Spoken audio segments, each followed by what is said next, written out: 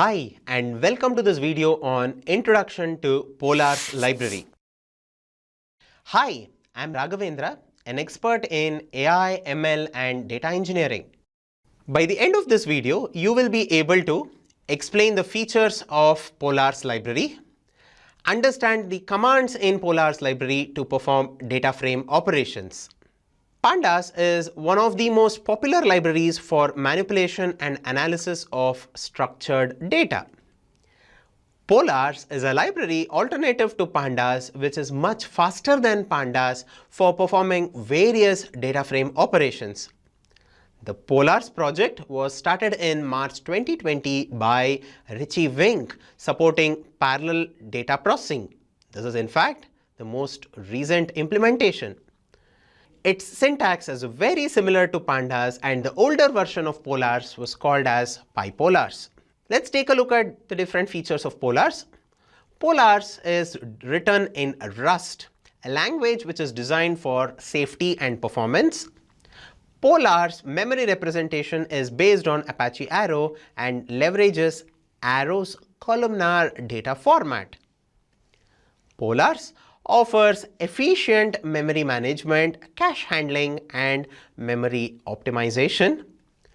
Polars can efficiently perform joins and group by on very large datasets which is as big as 50 GB.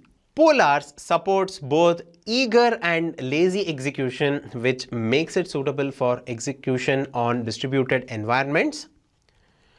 Eager API of Polars is very similar to the one present in Pandas. All the results are calculated just after execution. Lazy API is similar to that of Spark. Polars is still an ongoing project which is in the early stages of development. Here is the link to the library by the creator of Polars, Raghavendra. Here are the commands to install and import the Polars library in Jupyter Notebook. You do a pip install to do the installation. Here are the commands to read the dataset into a Polars data frame object, check its data type and shape. Here are the commands to list the columns and the data types of every column. Here is the command to preview the first few records of the Polars data frame. If you can observe, all of these commands are very similar to that of Pandas, and in fact Polars can handle real large datasets. Here is an elegant command to get the count of the null values in every column, that is data.null_count. Here is a command to subset the columns of the data frame data to fetch the employee ID and the first name of all the records.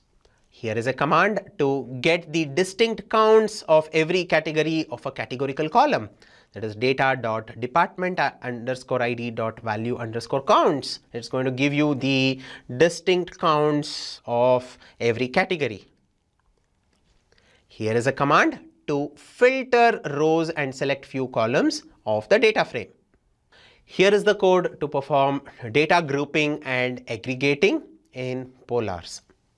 So to summarize the key takeaways from this lecture, Polars is a library alternative to Pandas which is much faster than Pandas for performing various data frame operations.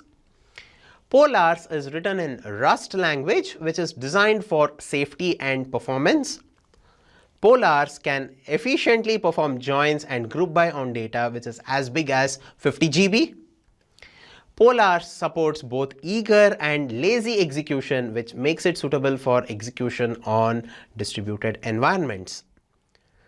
Thank you for watching this video.